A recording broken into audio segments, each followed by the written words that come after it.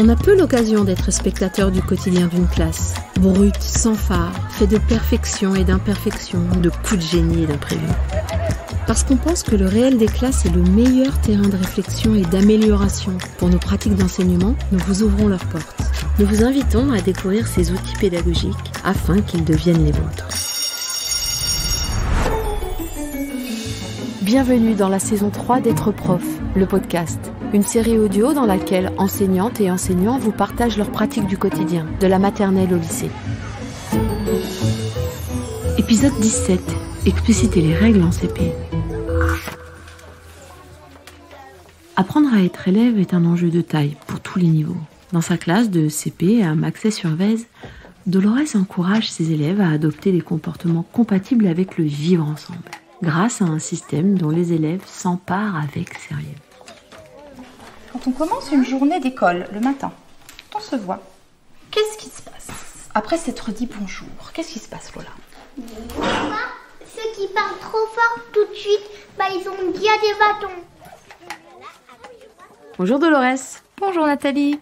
Venir dans une classe de CP pour parler du système de gestion des comportements, moi je dis merci. Merci à toi. Tous les matins, on a une croix bleue. À nous de ne pas la perdre, à nous de respecter les consignes pour ne pas la perdre et respecter les règles pour garder cette croix bleue que l'on note quand? On la note quand, cette croix bleue? Le soir.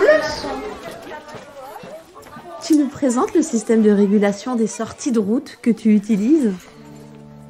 Oui, j'utilise un système qui fait que chaque jour est un nouveau jour. Donc tous les matins, les enfants arrivent gagnants avec une croix bleue et à eux de respecter les règles pour ne pas la perdre en fin de journée et la noter dans leur cahier qui est le cahier de liaison qui est rapporté à la maison. Tu peux nous donner à entendre le déroulé finalement de cette activité qui se passe en plusieurs points durant ta journée? Oui, donc le matin, chaque enfant arrive, comme je disais, avec une croix bleue virtuelle qui n'est pas placée, ils le savent très bien. Sur la fenêtre derrière moi, derrière mon bureau, j'ai la liste des élèves écrite assez gros, elle est plastifiée. Elle est visible de tous, ils connaissent tous très bien leurs prénoms. Et en face des prénoms, s'il y a besoin de reprendre un élève pour une raison, je mets un bâton. Donc c'est visuel. Ils ont besoin d'avoir quelque chose sous les yeux qui leur rappelle à l'ordre. Parce que ceux qui crient trop fort ou ils crient ou ils parlent à quelqu'un d'autre quand on travaille, ils ont déjà un bâton. Au bout de 3 bâtons, c'est déjà une croix rouge. Et aussi, on perd notre croix bleue du soir. Je leur fais expliciter pourquoi il y a un bâton à ce moment-là. Et donc, au bout de 3 bâtons, c'est une croix rouge. Mais surtout, ce bâton-là fait perdre le privilège de la croix bleue du soir, puisqu'on ne peut pas avoir une croix bleue « je suis calme » en classe si on ne respecte pas les règles. Tes enfants, les élèves, disent beaucoup le terme « être sage ». On perd notre croix bleue du soir, ça veut dire quoi ça? On perd notre croix bleue du soir. Une croix bleue, c'est quand on a été sage. Tu travailles avec eux, ce que veut dire ce être sage? Pas trop, en fait, finalement, je m'en suis rendu compte aussi. Mais être sage, pour eux, c'est encore pas très clair. Parce que ils ne mettent pas encore bien tout ce qu'on peut mettre derrière être sage. C'est pas juste ne pas bouger, en fait. Parce que là, on ne pas bouger, c'est pas non plus participer. On n'attend pas d'un enfant qu'il soit une feuille immobile au milieu d'une salle de classe. C'est juste qu'il respecte. En termes de comportement, la prise de parole, qu'il respecte ses camarades, qu'il respecte le matériel, voilà, tout ce qu'on peut mettre en place en termes de règles de vie de classe. Ce que tu dis là, c'est que ce être sage vient se décliner au fur et à mesure de l'année et tous ces comportements qu'on pourrait nommer être élève ou devenir élève, ils l'accolent à être sage au fur et à mesure de l'année. C'est ça, c'est que pour eux, être sage, c'est vraiment être l'élève, devenir, en fait, voilà, rentrer dans son métier d'élève. Sauf qu'ils l'appellent autrement. Avant de quitter l'école, on la note où, cette croix bleue? Mia? Dans le cahier noir. Dans le cahier de liaison, nous il est noir, dans le cahier de liaison. Qu'est-ce qui t'a mis en mouvement sur ce sujet de la gestion des comportements et qu'est-ce qui a opéré dans tes choix pour arriver à ce système que tu as aujourd'hui ? Il y a quelques années, je mettais simplement alors je vais pas envie de dire en avant, mais en tous les cas, je pointais les difficultés liées au comportement perturbateur. Et au final, donc on avait une grille et il se passait rien dans les cahiers des enfants qui avaient un comportement qui respectait tout à fait les règles. Et du coup, je me suis dit que plutôt que de pointer ce qui n'allait pas, il valait peut-être mieux pointer et valoriser les bons comportements. Donc j'ai changé mon fusil d'épaule et je suis partie sur on va valoriser par des croix bleues et partir du principe que chaque jour on efface l'ardoise de la veille, on revient avec plaisir à l'école puisque la page a été tournée et on vient gagnant en fait. À chacun de faire attention, de ne pas perdre ce qui leur a été attribué en début de journée. Alors tes élèves parlent de récompense, de punition. On a 5 croix rouges, on a une punition. Je veux bien que tu nous donnes, toi, l'acception de ces termes qu'ils utilisent et comment tu les accompagnes à peut-être utiliser d'autres termes. En tout cas, comment tu accompagnes ces termes-là ? Alors, la récompense, moi, je dis plutôt que c'est un privilège avec eux, plus qu'une récompense. J'essaie de faire attention à... Alors, je les reprends pas systématiquement, mais en tous les cas, on va avoir une séance où on va vraiment parler de ces termes-là. Et en termes de punition, c'est pareil. On est plutôt sur le thème de la sanction et pas de la punition. Et donc là aussi, encore une fois, on va vraiment bifurquer et travailler. Juste reprendre les termes pour les changer, sans mettre de sens derrière. C'est un petit peu artificiel, donc on va prendre du temps pour expliquer, expliciter et faire la différence entre tout ça. Quand on rentre à la maison, il faut signer les croix bleues. Quand on rentre à la maison, on montre aux parents pour en discuter avec les parents, parce qu'à chaque fois c'est écrit à côté pourquoi on a une croix bleue ou pourquoi on a une croix rouge. Comment les parents accueillent ce système ? Comment tu leur présentes ? Comment tu les enrôles dans leur rôle de parents ? Les parents sont très participatifs de ce mode de fonctionnement parce qu'ils ont au quotidien un retour sur l'attitude du métier d'élève de leur enfant, de ce qui se passe en classe, sans qu'on ait besoin d'écrire un roman positif ou négatif. Donc c'est assez intéressant. Et ce qui est intéressant, c'est de pouvoir leur dire qu'il y a un discours qui doit y avoir, encore une fois, on n'est pas dans la punition, on est plutôt dans la prévention, dans comment je peux faire pour bifurquer d'un comportement inapproprié sur un comportement beaucoup plus acceptable. On entend tes élèves lister ce qu'ils ne peuvent pas faire. Une longue litanie à la Prévert. Mais être sage, c'est quoi ? C'est pas bouger du tout ? Si on peut, mais il faut pas parler, il faut pas frapper les copains. Et il faut pas leur faire mal, il faut pas les mordre, il faut pas leur faire tomber leur goûter par terre, sinon après ils sont obligés de rentrer pour les nettoyer. Même si la porte est fermée, ils peuvent pas. Qu'est-ce que tu fais et est-ce que tu fais quelque chose sur comment on a un comportement dans la règle ? Alors, tout simplement en valorisant, c'est-à-dire par exemple, je vais prendre un exemple très clair, quand le climat n'est plus acceptable de classe, je ne vais pas distribuer 15 croix rouges, mais je vais distribuer une croix bleue à un enfant qui est calme, et du coup le climat retombe directement, on valorise ce qu'il faut faire, un enfant qui chuchote, un enfant qui... Voilà, et je vous dis, ah là, mais c'est super, mais c'est ça que j'attends depuis 10 minutes, mais c'est super ce que tu es en train de faire. Donc je valorise avec une croix bleue, je mets en valeur les bonnes actions, les bons comportements. Et du coup, ça modélise pour les autres, c'est-à-dire que c'est en action, c'est-à-dire que là, j'imagine, dans l'exemple que tu viens de nous donner, tu dis, un tel chuchote, vous ne l'avez pas entendu, et les enfants sont capables de se dire, ah oui, c'est ça qui est attendu en fait, c'est ce comportement qui est attendu. Et là, c'est miraculeux, alors les quelques minutes qui suivent, mais on n'a plus un bruit dans la classe parce qu'ils reproduisent tous ce qui vient de se passer. Alors évidemment, ils ont tous envie d'avoir cette croix bleue aussi, voilà, mais c'est ce qui va les amener de façon plus naturelle à réguler le niveau sonore, à réguler leur attitude un peu agressive et spontanée, de vouloir tout de suite être dans l'immédiateté quand on ne peut pas, etc.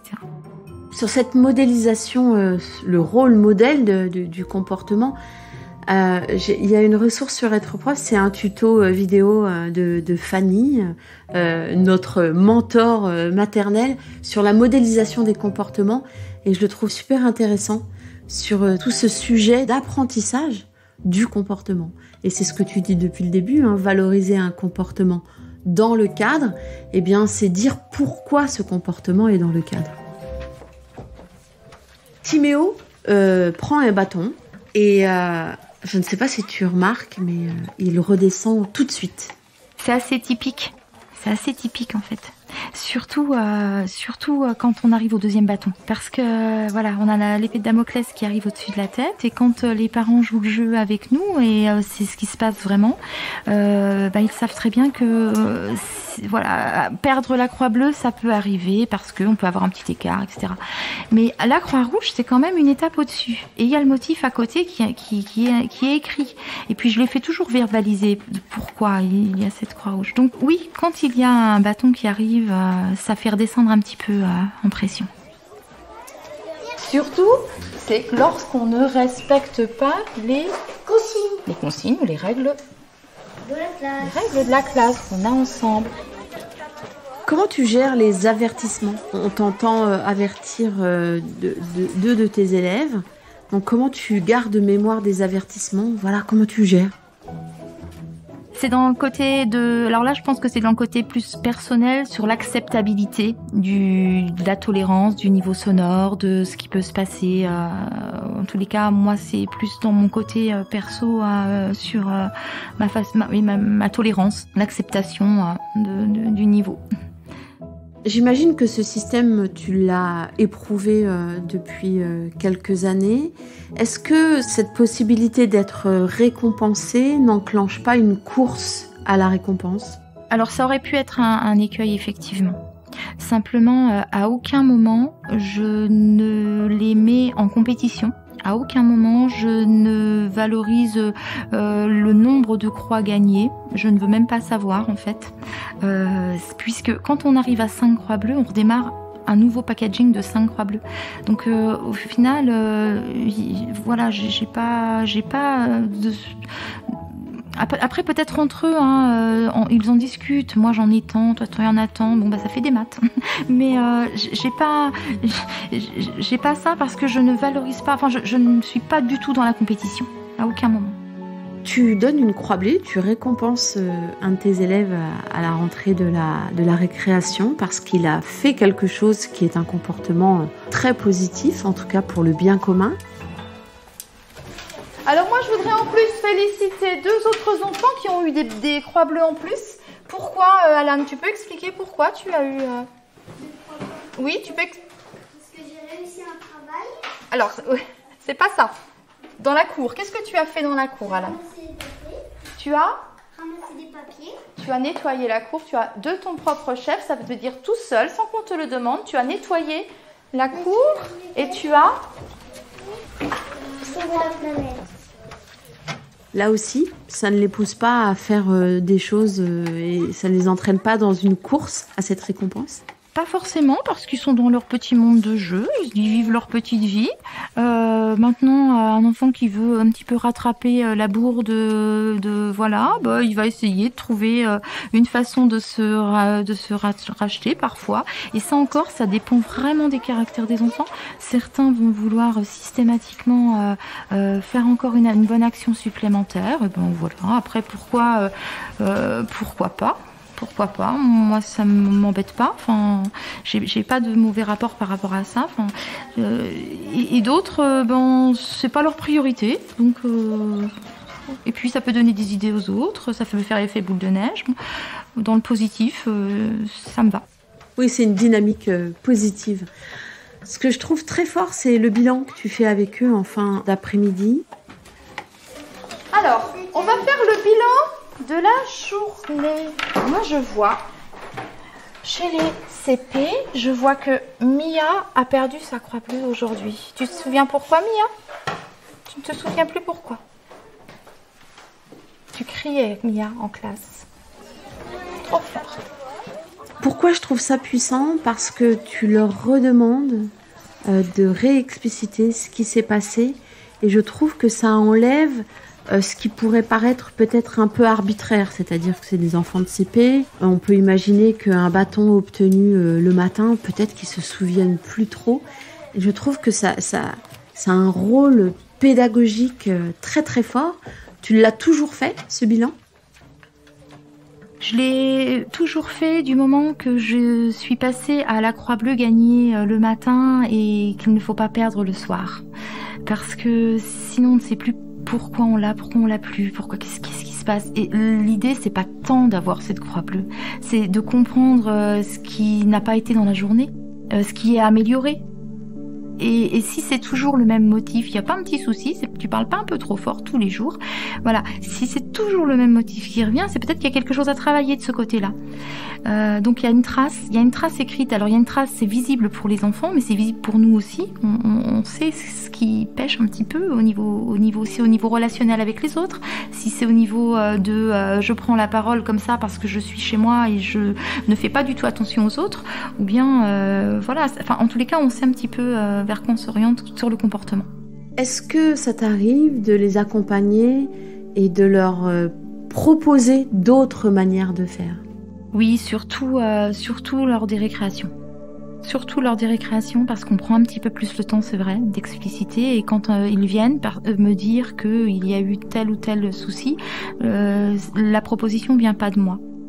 En fait, je leur demande déjà de se parler à deux, de pas de dire maîtresse il m'a fait, mais de regarder l'autre et de lui dire tu m'as fait, ou tu m'as dit, et de dire comment j'aurais pu le dire autrement, comment tu aurais pu faire autrement, effectivement. Timéo, Un bâton. qu'est-ce qui s'est passé, Timéo? J'ai crié fort. Tu as crié fort. Alicia, Pas de bâton. Le crayon ouvert et puis j'ai mis la date et ma croix bleue. super Alicia, mais c'était pas ma question. Est-ce que tu as eu un bâton ou pas? Non. Tu te souviens, toi, de la manière dont étaient sanctionnés les comportements hors cadre à l'école? Pour bavardage, j'allais dans le couloir. Non, mais c'est un vrai sujet, hein, que ce sujet de la sanction et de la régulation des comportements, qu'ils soient positifs ou qu'ils soient hors cadre. Si tu avais un conseil à partager à quelqu'un qui a envie de réfléchir à un système, parce que c'est un vrai système, hein, qu'est-ce que tu donnerais comme conseil? Peut-être effectivement de pointer ce qui peut être à reproduire. Moi, ça m'a vraiment changé ma façon de faire classe, en tous les cas de réguler les comportements, parce que en pointant le positif, eh bien on attire du positif.